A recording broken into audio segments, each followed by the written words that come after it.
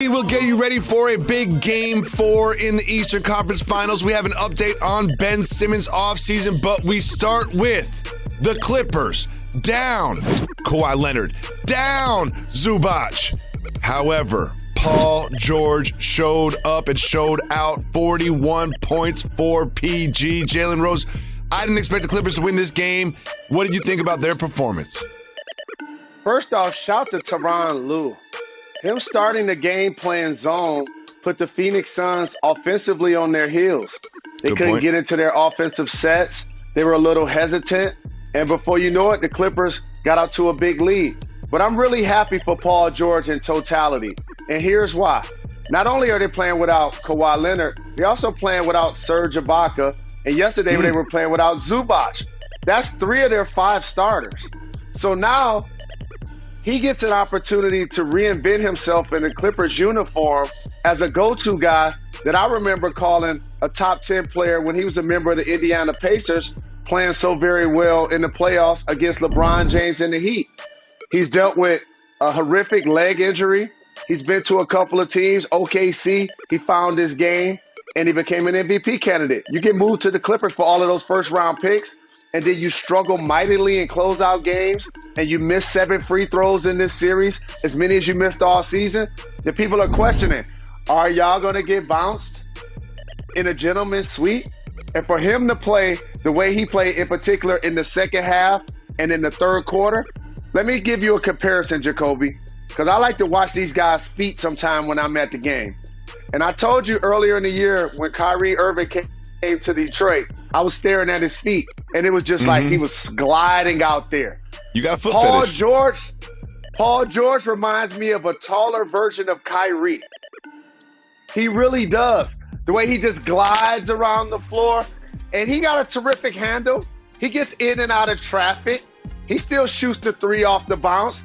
It's just so smooth and so effortless when he gets going. And how about the killer instinct? 13 boards, 6 assists. I'm really happy that the Clippers have found a way to extend this series, and it was really on the back of Paul George and the way he performed in the second half in particular. Paul George gets more than his share of criticism, and he addressed that after the game. Let's listen to PG-13. Do you feel like, sometimes people pick on you a little bit more than, say, other stars? I do. And it's the honest truth. It's a fact. But I can't worry about that. It's comes with the job, I guess. But, it is what it is. He does get an unfair amount of criticism, and it's great to see him shine in the spotlight, but he was not alone last night performing in Phoenix. He needed the help of Reggie Jackson and Boogie Cousins and Morris, and he got great contributions from the rest of the team. What did you think of the rest of the Clippers outside of Paul George? I think to start the game, playing that zone defense gave Mook Morris a chance to run out on the left side of the floor and get Devin Booker or Mikal Bridges guarding him on the post. And he was working that action. You can't allow any good post player to take 3, 4, 5 dribbles. They're going to punish you. And if you notice something, when you watch the Clippers play, and this is why I love Tai Lue, he's not only ashamed, he's not ashamed to challenge his players. He's not ashamed to mix up the lineup. And he's not ashamed to allow them to just play complete basketball. Just think about it. You're watching post-ups by Morris. You're watching post-ups by Boogie. In the era where they play 5 around or they play 4 around or only pick and roll, that diversified their offense. It got Morris going. In the second quarter, Boogie scored 10 points. And how about Reggie Jackson, dog? He was out there banging out on them. He got 2 big-time bang-bangs. He made a couple of huge threes late. Like, he's become a guy that wasn't considered their starting point guard coming into this season. They get down 0-2 in the playoffs, and then one of my favorite irrational confidence guys, and I just love to see people now calling him and or other people that, found a way to not only be confident, but to be dominant. And I ain't disappointed like you see in that picture, but D, don't act like y'all not still trailing. I don't believe that the Clippers are going to win 3 out of 4. But however, I'm really happy for Reggie Jackson, Boogie, who I felt like he would have a big-time game, Morris, and PG. I was asked this year, is Paul George a superstar?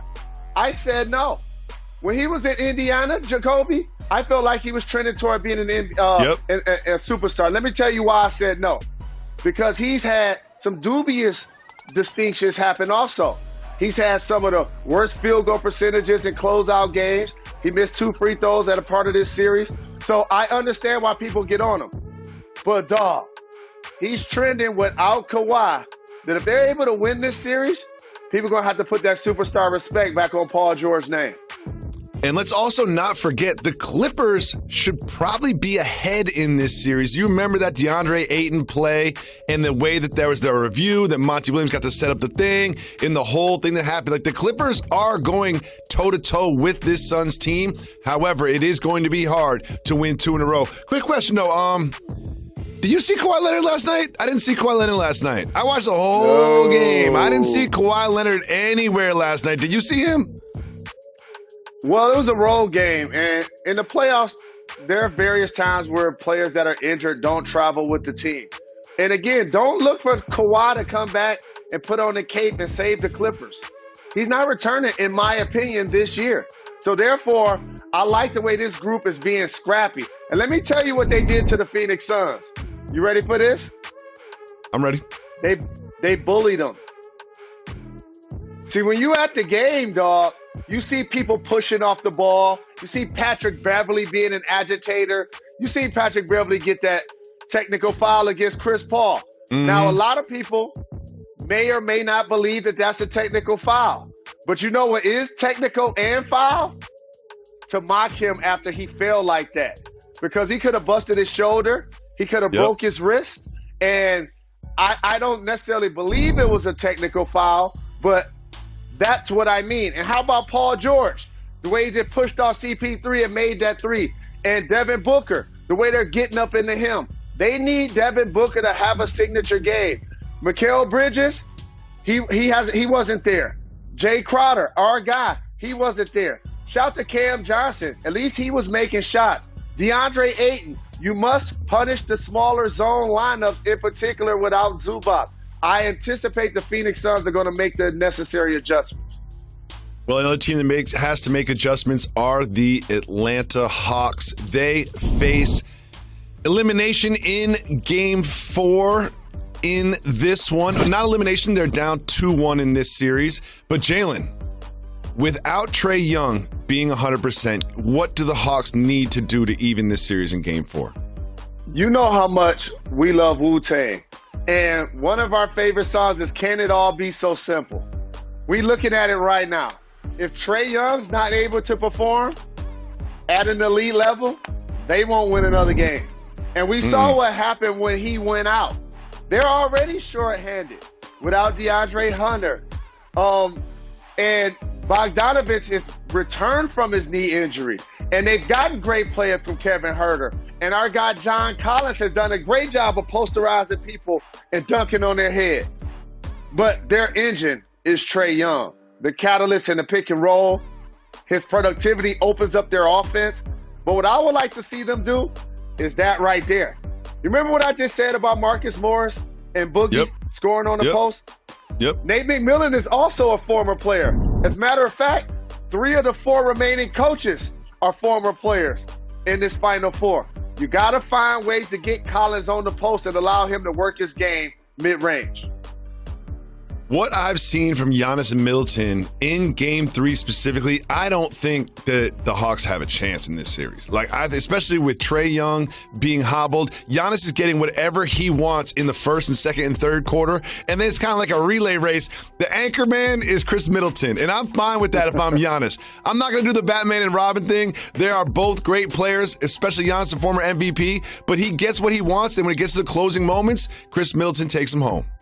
One of my favorite images of this year's playoffs is Giannis stretching out like he Dr. J or Connie Hawkins on the fast break, and he dunking on Lou Williams, and Lou Williams looked like he's a 5th grader. Like, he has no chance. He has no chance. And you said it. Giannis can get whatever he like But I like that he's added that step back, one leg jump shot to his repertoire as well. But it's all about Chris Middleton when it's time to close. And I appreciate in the fourth quarter the other day, he was guarding Danilo Gallinari. And Gallo got it on the post. He bowled him Jacoby. He looked over at the ref, and Gallo shot it straight in his face. That made him mad. And ever since then, he was in attack mode. And whoever was in front of him, Middleton was going to give him that work. And like I told everybody, they do have a big three. Yeah, Drew Holiday didn't have a big offensive game in the previous game like he did in the first couple. But you know what he always does? He's dropping dimes, by the way. He always plays deep. He actually fights over screens. He actually makes sure that he's competitive in each possession. So if you're the Milwaukee Bucks, you should feel really good about your situation. Well, one franchise that doesn't feel great about their situation are the Philadelphia 76ers, and we have an update on Ben Simmons' offseason. So much focus on the future of Ben Simmons. We will give you the update right after this. You're watching Jalen and Jacoby.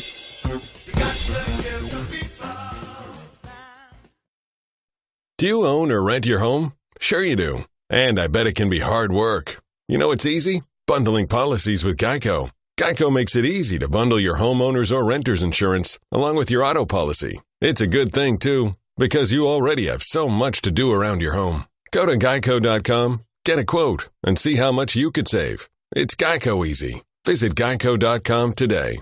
That's geico.com. Hey, this is Adrian Wojnarowski. Check out my podcast, The Woj Pod, with insight and analysis on the top stories in the NBA. Adrian Wojnarowski, our insider extraordinaire. Reaction to breaking news. This is the latest Woj bomb. And in-depth conversations with some of the biggest names in the league. Thanks, Woj. Do it again. I'm good. Thanks for having me on the podcast. All right. Yes. Thank you, Woj. Appreciate you having me on. Listen and subscribe to The Woj Pod wherever you listen to podcasts.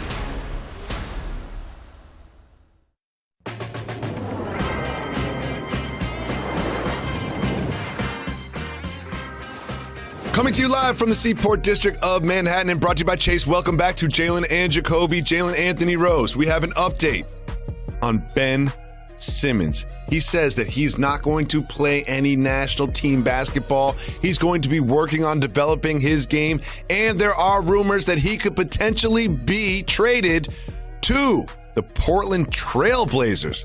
Jalen, do you want to see Ben Simmons in a different uniform next season? This offseason, you're going to hear Ben Simmons and, frankly, Damian Lillard name attached to a lot of teams. Whether those deals end up happening, that remains to be seen. But here's what I want to say about Ben Simmons. Playing for the national team, that's organized team activities. That's not individual improvement per se for him to concentrate solely on his game. So I support him not playing for the international squad. But here's what I want to make sure I stress. Look at this play right here. He's on the post. He's shooting with his right hand. Look at that play. He's at the free throw line, shooting with his left hand. To me, that's what got to get sorted. Is he going to shoot with his right hand or is he going to shoot with his left hand? And then lastly, is he going to just own not shooting outside of the paint at all? Which is okay as well. Did you know that there are a lot of people in the NBA that don't attempt shots outside of the paint? But here's the difference. They don't play point guard. So what probably is going to need to happen is you take him away from being the primary ball handler if he's not going to take shots outside of the paint. But he's still a terrific performer. He still has great value. He still can do a lot of amazing things for a basketball team. These playoffs just exposed how once a player loses their confidence, it usurps their ability in a lot of ways. That's a great point. I mean, let's not forget he is second in the Defensive Player of the Year voting. He's one of the most unstoppable players in transition along the likes of like Giannis Antetokounmpo. He's a great playmaker, a great passer.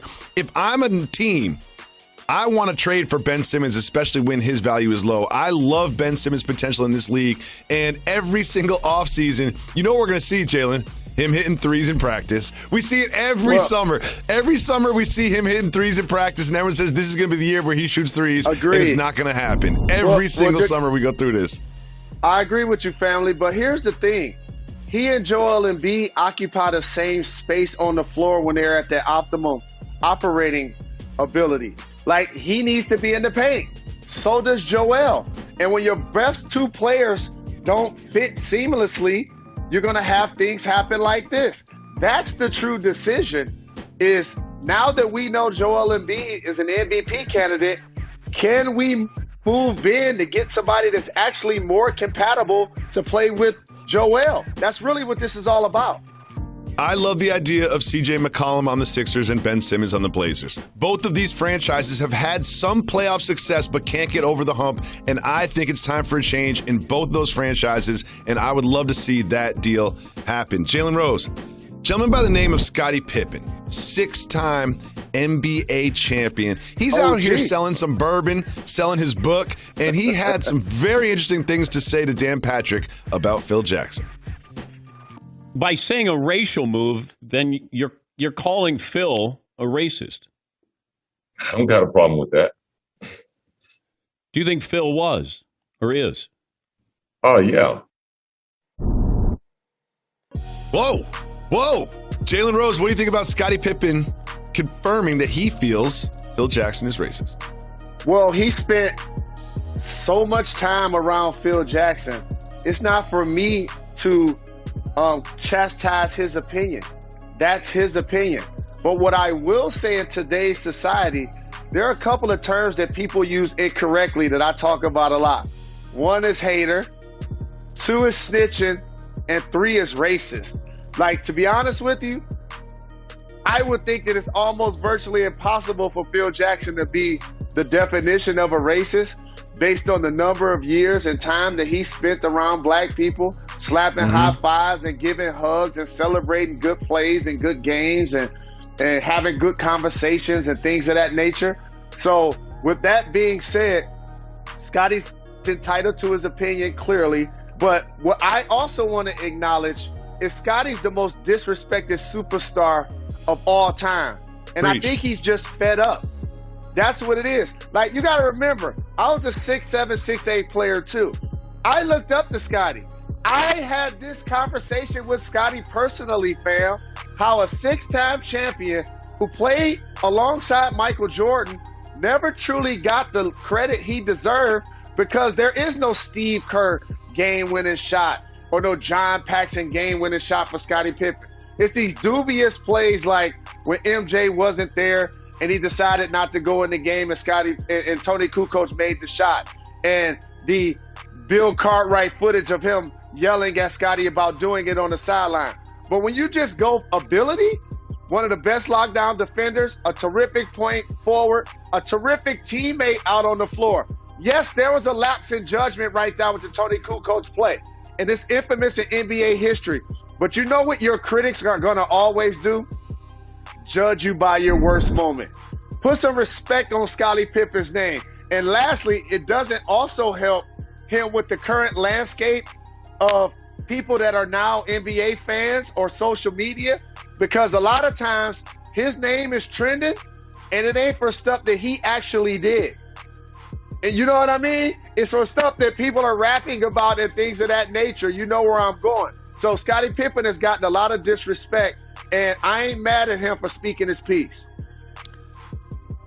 I'm not going to comment on Scottie Pippen's opinion on Phil Jackson, but you did touch on something that's very important. Scottie Pippen is one of the best players of all time, yet he still feels angry. Like, when you watch The Last Dance, he still has unresolved issues about the way that he's spoken about, the way that he's treated, and his time in Chicago. And I feel like he needs all the flowers. He needs a full garden of flowers right now while he's selling his book and his bourbon, because he deserves all of the respect from people like us that look at cameras and speak into microphones. Mr. Rose, we have some more rumors about the NBA. Could Pascal Siakam be on the move? Could the Warriors be looking to add him to the Splash Brothers? We'll break that down right after this. You are watching Jalen and Jacoby. Stay tuned.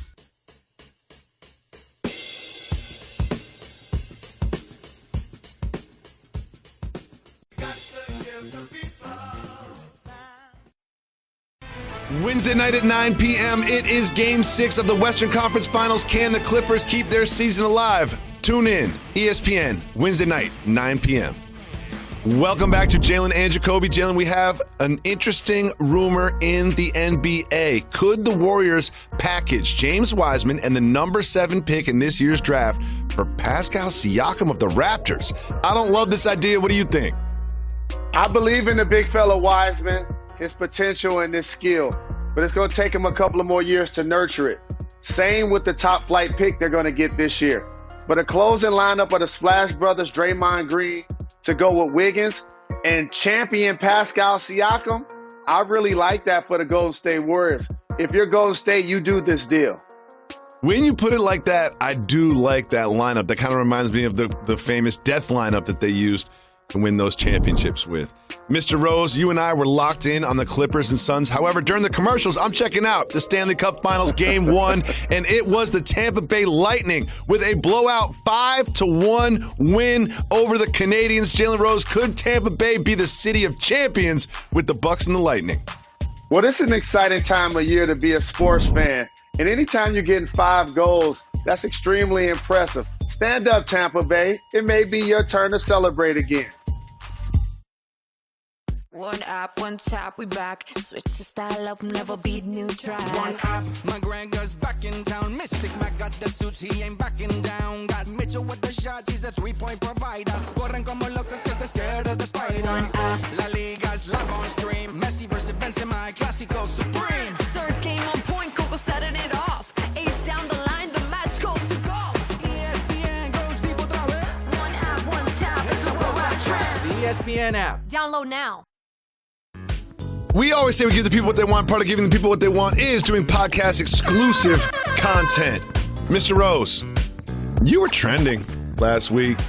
You just made a simple comment about the Team USA roster and how you didn't believe that Kevin Love had deserved his spot on it. And that kind of blew up. You've got an update. I do have an update, and here's what I want to make sure I acknowledge. I've been working in this multimedia space for 19 consecutive years. And like Cat Williams said, sometimes players mess up. And as I look back at what I had to say about Kevin Love's involvement with Team USA, I realized something. What's that? Whether he deserved to be on the team or not, the way I approached the conversation as it related to him basically being a token on the team and using DeAndre Ayton as an example, when Ayton probably is not going to be eligible to play this year, that was just a bad example. You know what should have happened? I should have said Julius Randle instead. Yep. But either way, here's what I want to make sure I do to my NBA family, but first and foremost to Kevin Love. I want to make sure I apologize. I did that on Instagram, and I also picked up the phone yesterday, shout to Richard Jefferson, and I called Kevin Love. Oh. And we talked on the phone about this as well. I'm not going to get into details of our conversation, but what I will say is it's all love between us. It's all respect between us. And let me tell you what I said to him. I apologize to him because I don't want to be a distraction for him going to get his gold medal. I don't want his Team USA experience to be constantly reminded about what I said about whether he deserved to be on the team or not. Now that conversation legitimately is going to be had. I hate to tell people who want to avoid it.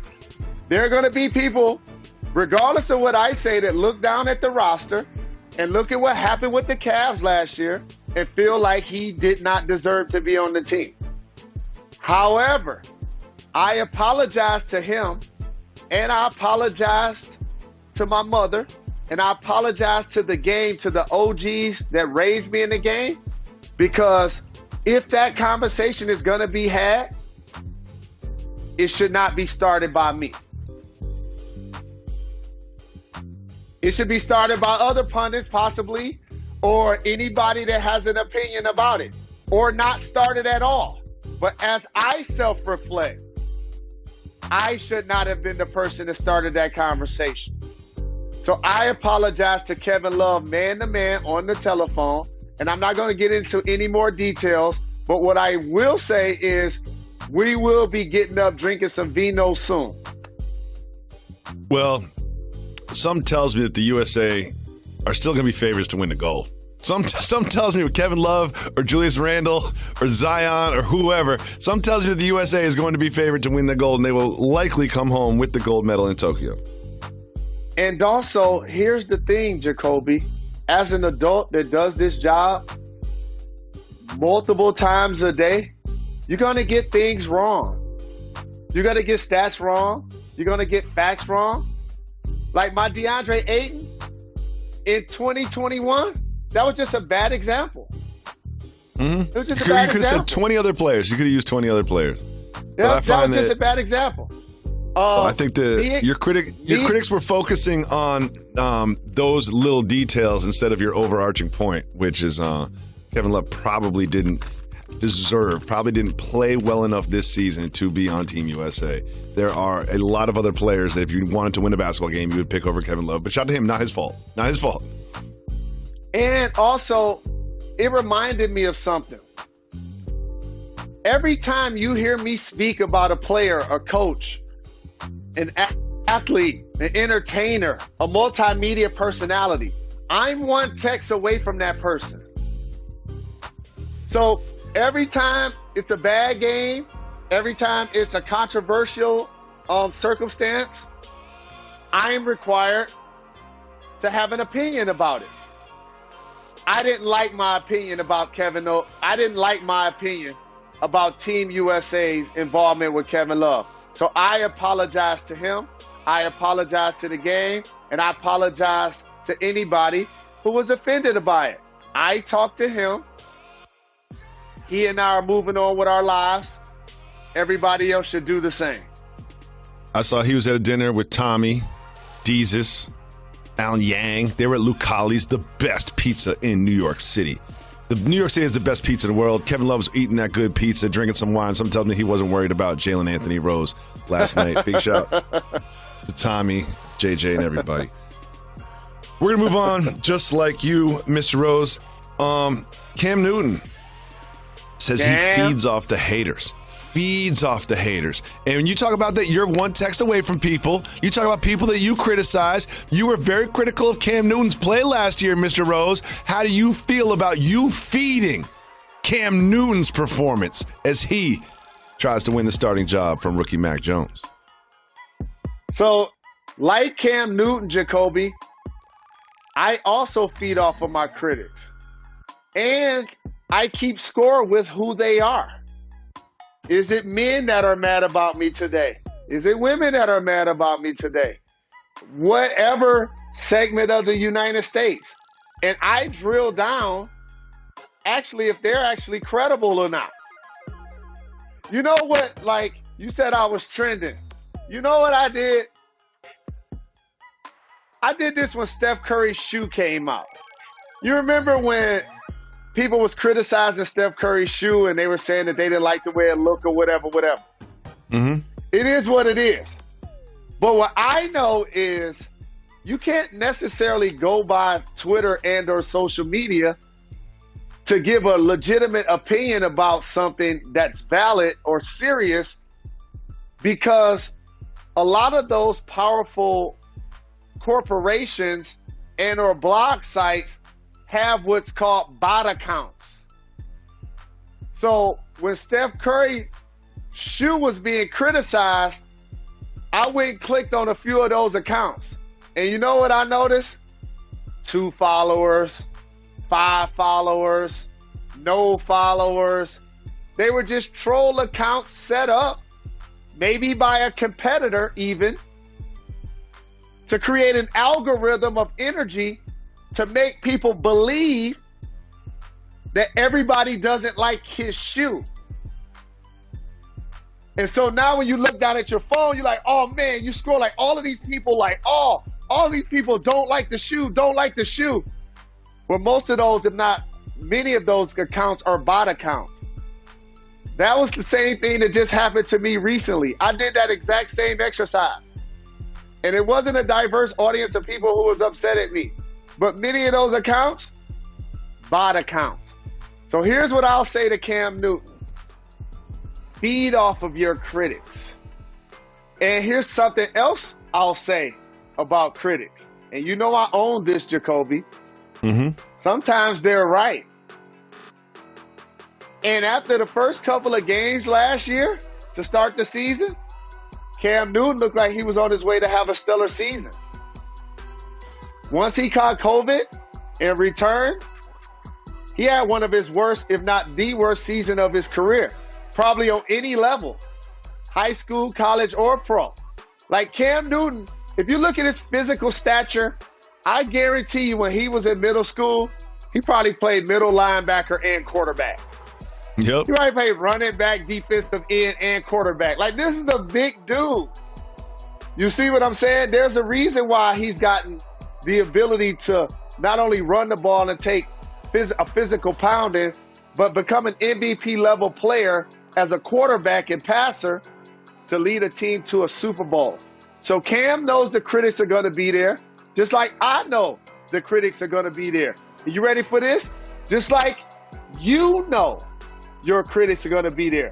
Newsflash, we all have critics. Yeah. We all have critics.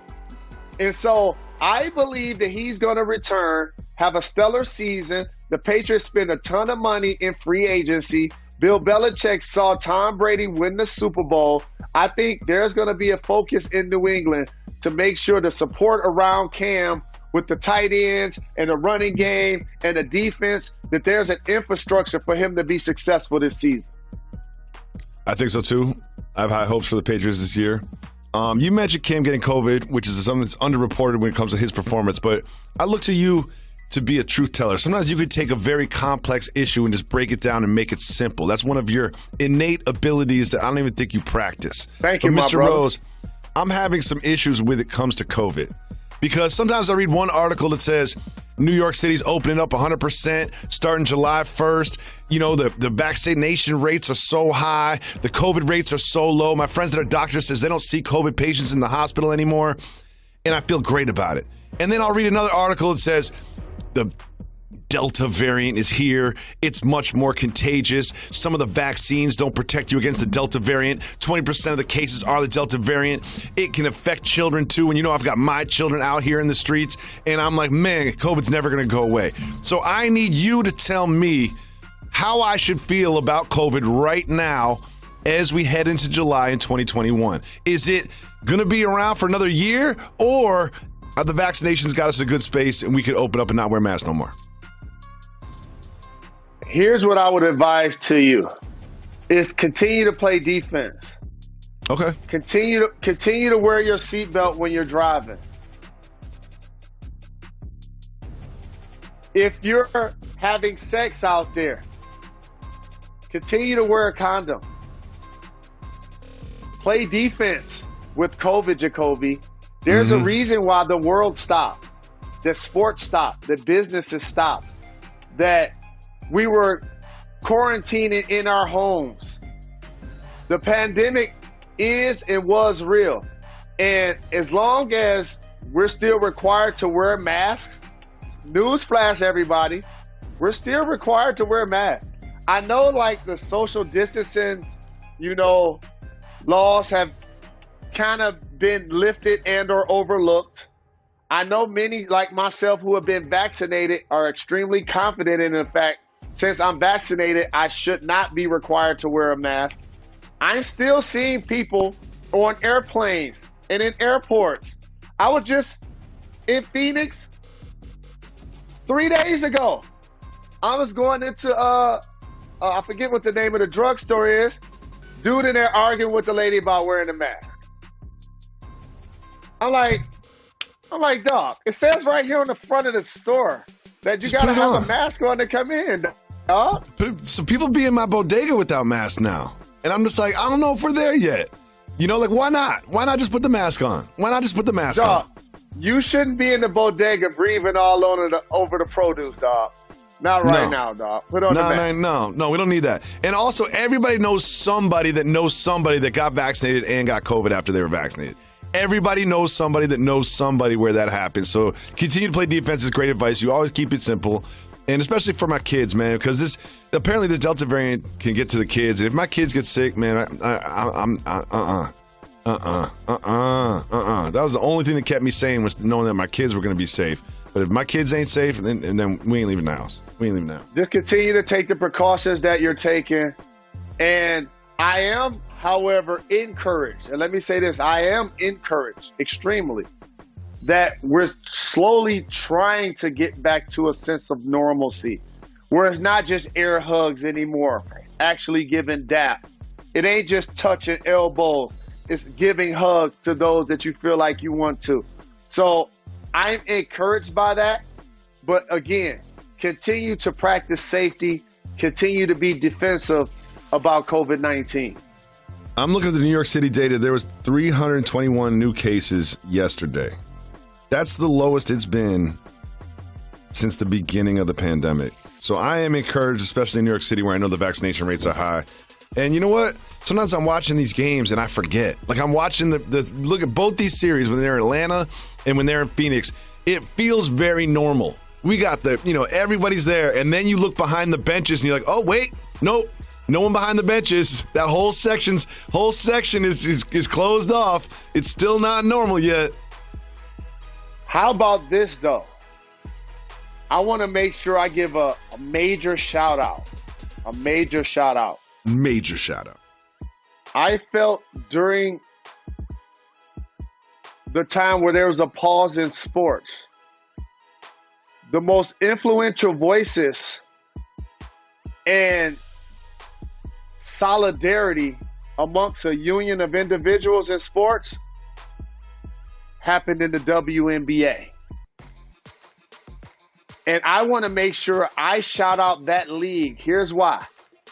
It's the only one that has announced that each of its coaches and each of its players have been vaccinated. They said 99%. They didn't say 100, but they said 99% of their participants have been vaccinated. That's extremely impressive. Like, there's times where I can't necessarily hear what you're saying because your actions are so loud.